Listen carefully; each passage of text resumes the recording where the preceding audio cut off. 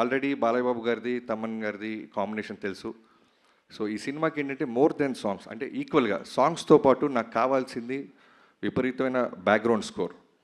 బాలయ్య బాబు గారి మీద మేము తీసిన విజువల్స్ అయి ఉండొచ్చు, మేము ఖర్చు పెట్టిన లొకేషన్ సెట్స్ అయి ఉండొచ్చు, సాలిడ్ ఒక ఇంగ్లీష్ బీజిఎమ్స్ ఏదో ఉండాలి. ఎక్కడో తమిళ సినిమాలు చూసి మనం వాళ్ళ రిఫరెన్స్లు మనం వింటున్నామే, మనవి కూడా రిఫరెన్స్లు అవ్వాలి కదా, మన సినిమా ఎందుకు అవ్వకూడదని తమన్ గారిని కలిసాం.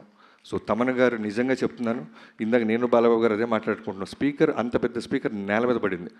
సో థియేటర్లో జాగ్రత్త, స్పీకర్ల కింద కూర్చున్నోళ్ళు జాగ్రత్త, మేమైతే బాధ్యతలం కాదు. అంత బెస్ట్ ఇచ్చామన్నా.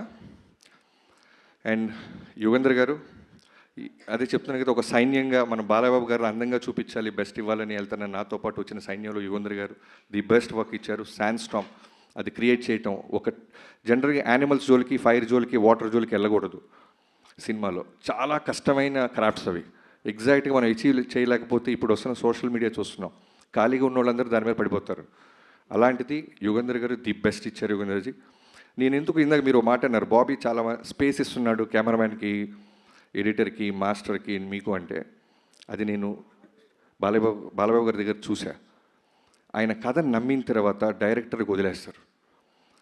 అంటే అలా వచ్చి కూర్చొని పొద్దున్నే 7 6 వచ్చి కూర్చొని, ఎండైనా, వానైనా, వర్షమైనా, తుఫానైనా, ఏమైనా సరే, ఇందాక చాలా మంచి రిఫరెన్స్ చెప్పావు బ్రో, ఫైర్లో చేసాం, స్పార్క్స్ పడుతున్నా కళ్ళార్పరు, శాండ్ స్టామ్ విపరీతమైన చుట్టూ ప్రొఫైలర్స్ పెట్టి గుర్రం నుంచి బాలబాబు గారిని తీసుకొస్తుంటే కన్నార్పరు, వర్షం పడుతున్నా కన్నా, అలానే ఎంత ఇంటెన్స్గా ఉంటారంటే చేసి మళ్ళీ దగ్గరికి వచ్చి మీకు ఓకేనా.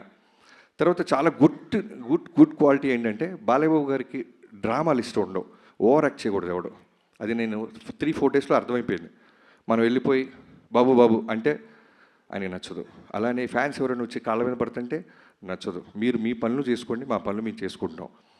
అంతగా ఫ్యాన్స్ని ప్రేమిస్తారు ఆయన. అవుట్డోర్స్కి ఫ్యాన్స్ వస్తే తిడతారు, ఎందుకు ఇంత దూరం వచ్చారు, మీకు పనులు ఉన్నాయి కదా, జాగ్రత్తగా వెళ్ళండి దారిలో అని. సో మిగతా నా రైటింగ్ టీం, బాబాయ్ మోహన్ కృష్ణ గారు, మీరు మీకు తర్వాత చెప్తాం, మీరు బాలకృష్ణ గారితో మీరు వేసిన జోకులన్నీ చాలా ఉన్నాయి, రికార్డ్ చేసాం, అన్నీ తర్వాత ప్లే చేస్తాం.